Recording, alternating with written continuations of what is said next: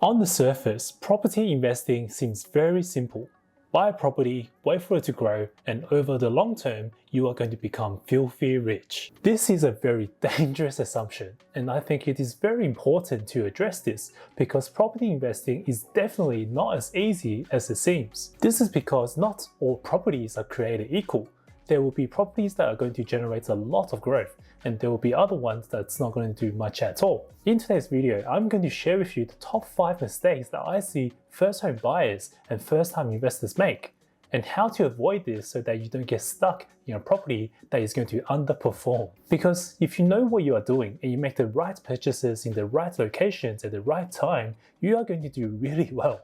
And retiring early and achieving financial freedom is not only a possibility, but a very likely outcome. I made a lot of mistakes when I first got into the property market at the tender age of 23, and I wish I had someone to guide me through the whole process and tell me the difference between a good deal and a bad one. I don't want you guys making the same mistakes that I did, so if you're thinking about buying a first property to live in or buying your first investment property, then you should definitely watch this video till the very end. Hey guys, welcome back to the channel. My name is Zane and I make weekly videos on the topics of personal finance, real estate, and the Australian housing market. So if that's something you would like to learn a bit more about, then definitely subscribe to the channel for more content just like this. As always, please understand that this is not financial advice and I am not a financial advisor.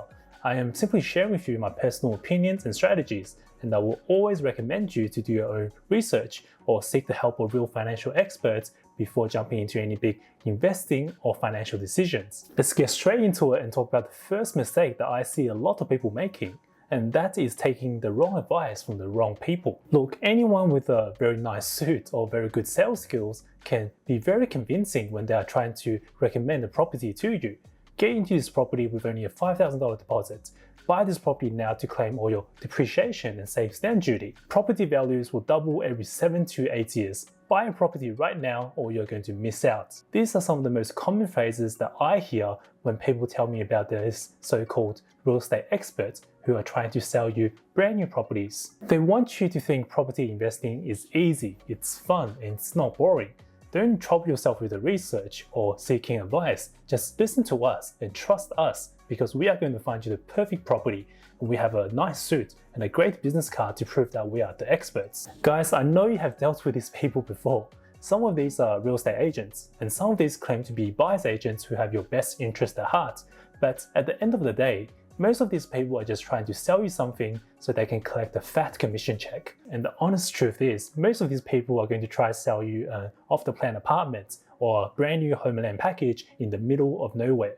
And these properties are going to underperform because there's simply too much supply. And the reason why they are trying to sell you these off-the-plan apartments or these brand new home and land packages is because the developers are offering them massive commission checks for selling these unwanted properties. This is why we had to ask ourselves, we are in a major property boom. The good properties should be flying off the shelves. So why are these people trying so hard to sell you these properties? If these properties are really as good as they say they are, then why are they trying so hard to offer you massive discounts to incentivize you to buy these properties? Or why are they offering rental guarantees? Because if this property is really in a good location, then finding a tenant should be no issues at all. On this channel, I talk a lot about Hobart, Bendigo, and Perth, and I genuinely believe these markets will do extremely well. And I have put my own money into these markets because I have so much faith in the fundamentals that these markets present. Now, some of these salespeople and so-called experts will say that the property here is a once-in-a-lifetime opportunity and that you must buy it right now or you're going to miss out. If it is such a great opportunity, then why are they not buying it themselves? I am very skeptical about people who claim to be experts but have no track record to back up their claims. And you should be very skeptical too, because if you trust the wrong people and take their advice, which can often be very bad advice, you are going to see a lot of financial stress because you're going to get stuck in the wrong property that is going to underperform. And that is mistake number 1.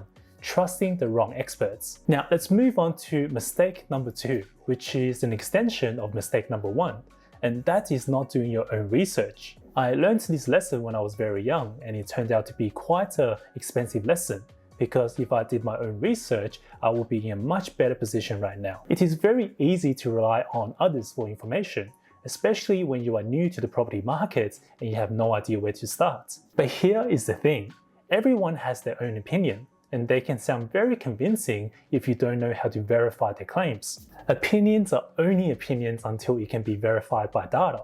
For example, when I made my first purchase, the real estate agent who sold me an apartment in Docklands told me that there was a lot of infrastructure being pumped into this area. He also told me that there were a lot of people migrating to Melbourne, and that is going to have a positive effect on the property values. However, what he failed to mention was the massive oversupply in the Melbourne CBD market, and that property prices in many parts of Melbourne CBD apartment market have not grown for the last 20 years. Another great example would be the Queensland property market. Obviously, there's a lot going on there. With the Olympics being announced, there will no doubt be a lot of infrastructure and jobs created. And a lot of real estate agents are using this as a selling point to sell people home and land packages in the middle of nowhere. Yes, the Olympics or the additional spending on infrastructure and all the additional jobs is going to have a massive effect on the Brisbane property market. But to be completely honest, it's not going to have much of an effect on these properties that are in the middle of nowhere. So it is very important to do your own research into where the government is spending the money, where the infrastructure is going into, and where the jobs are going to be created.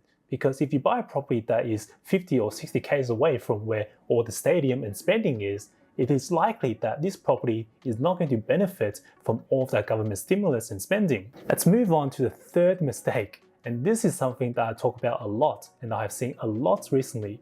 And that, of course, is the level of FOMO driving the market right now, and how this crazy demand and competition is leading to some very silly decisions by first-time buyers. The market is hot and prices are going through the roof. There is no doubt about it, and we haven't seen growth like this since 2004 because there is such a shortage of supply and such a massive overwhelming demand for properties. Properties are now being sold for 20 to 30% above asking. Even I feel this sense of FOMO sometimes. Oh, Brisbane grew by 2% last month. Why didn't I buy a property there? Or Hobart grew by another 2.3% last month. Why didn't I buy another property when I had the chance? It is extremely hard to see everyone around you making so much money from property while you are sitting on the sidelines. So it encourages you to simply pay whatever it is required to get into a property and get into it right now. This is leading to a lot of people stretching themselves financially. Whenever they get outbid or miss out on a property, they go back to their bank and ask for more money. And a lot of these people are also lying on their mortgage applications and grossly underestimating their living expenses. And they are doing all of this just so they can borrow more money from the bank and buy that property in this crazy hot market. Now, does this sound like a smart thing to do? Lying on your mortgage application and borrowing the absolute max amount you can borrow at this record low interest rates, which can only go up in the long term. Just because the bank is willing to lend you $1 million, it does not mean you should borrow $1 million. A very dangerous assumption that a lot of people have is that prices will keep going up like this forever, and that if they miss out right now, they are going to be left behind. This is simply not true. The property market is way too hot right now, and it has to slow down. This kind of crazy growth of 2 or 3% a month is simply not sustainable. And we definitely should not be stretching ourselves financially to enter this crazy market. Am I telling you to not buy a property? Definitely not. I'm simply telling you to be more cautious and think about how much debt you are taking on. And if you're able to make your repayments when the interest rate increases from 2% to 5%. In my personal opinion, maxing out your borrowing capacity to buy a property right now at these record low interest rates is simply not a good move. And a lot of people who are stretched themselves financially are going to feel the pain in the coming years when interest rates start rising and when the level of growth starts to slow down. You guys all know that I absolutely love real estate, and I think it has generated some of the best returns that I have seen in any asset class. However, if we are going to invest in something that costs hundreds of thousands of dollars or even millions of dollars, we need to make sure that we are doing it correctly and safely. And that brings us to mistake number 4, and that is buying the wrong type of property, because not all properties are created equal. I have been there before looking at a nice brochure from an off-the-plan apartment that has all the amenities, a swimming pool, a gym, a movie theater, and a beautiful view of the city. or that home and land package in an up and coming new estate that is so tempting to just go for one of these because it is so affordable and everything else is so damn expensive, and because there's nobody competing with you on these properties. But the truth is, not all properties are created equal. And if you don't do your research into why these properties are so affordable and why you are not running into competition when buying these properties in such a hot market, you could get yourself in a lot of trouble. The lack of growth, the high vacancies are not your only concern, because dodgy developers, major defects, and the banks valuing your property at much less than what you paid for it are things that could ruin you financially. Real estate is a leveraged investment. If you know what you're doing and you do your research, then you can definitely make a lot of money from it. But if you don't and you make the wrong type of investment, it can do a lot of harm to your financial and mental health. Alright guys, we are almost at the end. And the last mistake is all about mindset and expectations. Will real estate make you rich? I believe so. If you buy the right property in the right market or the right price, it's going to do very well for you over the long term. However, what it won't do is make you rich overnight.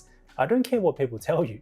Property investing is not a get-rich-quick scheme. It takes time for these properties to grow. If you want to get rich overnight, then go look at NFTs and shitcoins, because those investments will grow much faster, but obviously those come with additional costs and additional risk. Buying a property and expecting it to double in value after a few short years is simply not realistic.